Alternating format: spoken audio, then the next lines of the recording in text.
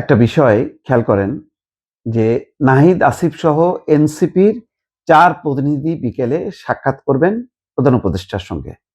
সাক্ষাৎ করতেই পারেন। কিন্তু এখন যারা যাচ্ছেন, জামাত গতকালকে গেল রাজনৈতিক ইস্যু বা নির্বাচন ইস্যু নিয়ে, যেখানে প্রতিদ্বন্দ্বী আছে কিন্তু বিএনপি। আর এনসিপিও যাচ্ছে এই রাজনৈতিক ইস্যু নিয়ে। এখন যেহেতু এনসিপি জামাতের সঙ্গে একটা জোটবদ্ধ অবস্থায় আছে, তো ডক্টর মোহাম্মদ ইউনূস আগে যেমন ইন্ডিভিজুয়ালি দেখেছে, প্রত্যেকেই ইন্ডিভিজুয়াল সত্তা হিসেবে ছিল।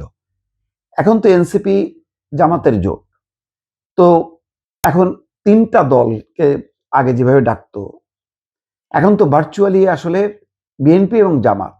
কারণ জামাতের জোটের অংশ হচ্ছে, প্রধান দল হচ্ছে জামাত এবং তার অংশ হচ্ছে এনসিপি। তাহলে একটা জোটের কাছ থেকে 2টা দল যে একটা কথা বলতেছে আর বিএনপি একটা কথা বলবে, যদিও এখনো কথা বলেনি। তাহলে এখানে কি ভারসাম্য হলো, লেভেল প্লেইং ফিল্ড হলো কিনা, আমি এই প্রশ্নটা রাখলাম।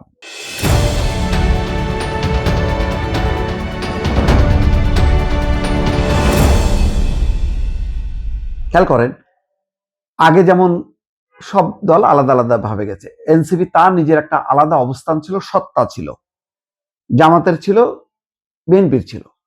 কালকে থেকে যেই গেছে জামাত, তার বক্তব্য কি ছিল?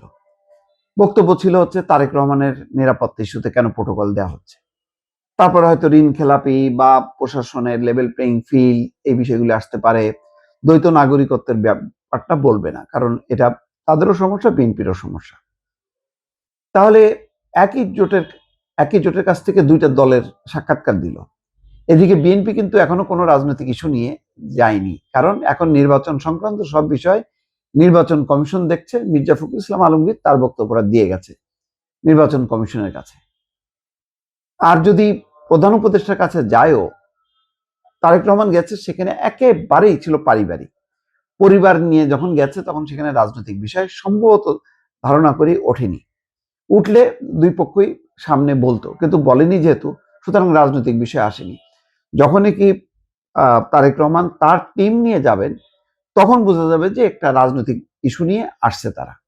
তো একই জোটের 2টা দলকে অ্যালাউ করলো, সেখানে তাহলে ইসলামী আন্দোলন বাদ যাবে কেন? শক্তির বিচারে ইসলামী আন্দোলন তার ওই জোটে নেই, সে এখন ইন্ডিভিজুয়াল সত্তা। তাহলে তো তারও এখন ন্যায্য দাবি থাকতে পারে যে সে আলাদাভাবে বসবে।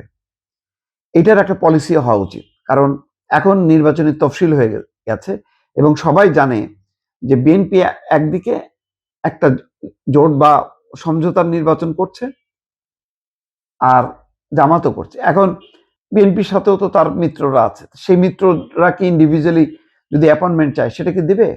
এখন তো হিসাব অনুযায়ী দেওয়া উচিত। যদি এই প্রান্তে 2জনকে দেয়, তাহলে বিএনপি প্রান্তেও 2জনকে দিতে হবে, তাহলে না লেভেল প্লেইং ফিল্ড হবে।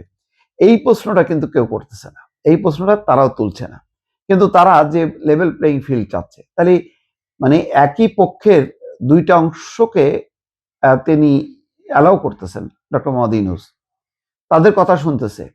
আর এইদিকে যদি বিএনপি যায়ও শুধু বিএনপির কথা শুনবে, তাহলে তো ডক্টর ইউনূস যদি ওইভাবে হিসাব করে যে ও তাহলে 2টা দল তো এটা বলছে আর একটা দল তো এটা বলছে, তাহলে 2টা দলের কথা আমি শুনি, ঝামেলা কিন্তু বাঁধবে।